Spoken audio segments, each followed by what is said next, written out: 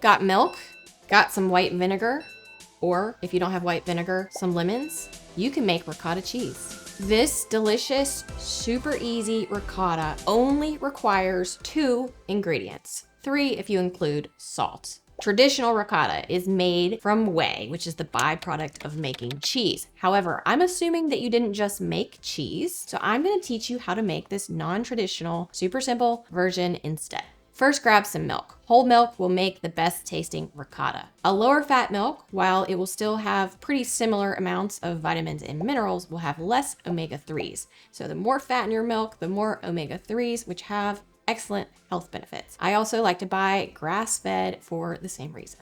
Plus, the dietary fat actually helps keep us more satiated and keeps us from overeating, but choose what works best for you.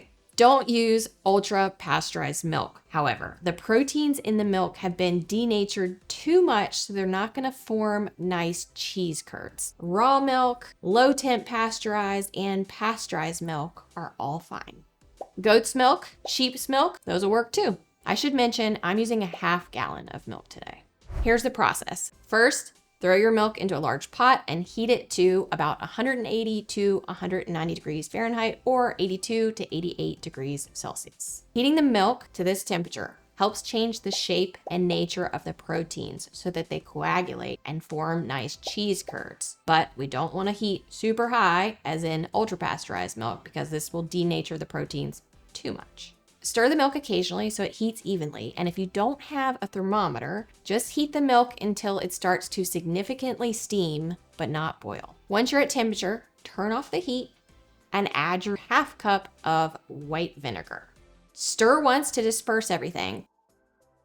Put your top on and just leave it for 10 to 15 minutes. Instead of vinegar, you could also use lemon. It will impart a slight lemon flavor to your cheese, but that can be ideal depending on what you're making. After your milk has sat undisturbed for about 10 to 15 minutes, you're gonna drain your whey out using a cheesecloth or fine mesh strainer or something of the sort. Use your hand or spoon to press out any residual whey. You can let this just hang out if you want a drier ricotta, and then mix in a ½ teaspoon of salt.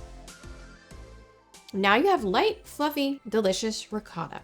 Couple notes: if your liquid doesn't look yellowy like whey and is still milky, you probably haven't used enough acid. And also, if you're curious about what type of milk I used pasteurized whole milk. It happened to be A2 milk, which can be great for those with dairy sensitivities. Enjoy your delicious, super easy, super quick ricotta. Now you know how to make your own cheese. It's pretty cool. And remember to eat real food. I'll see you next time.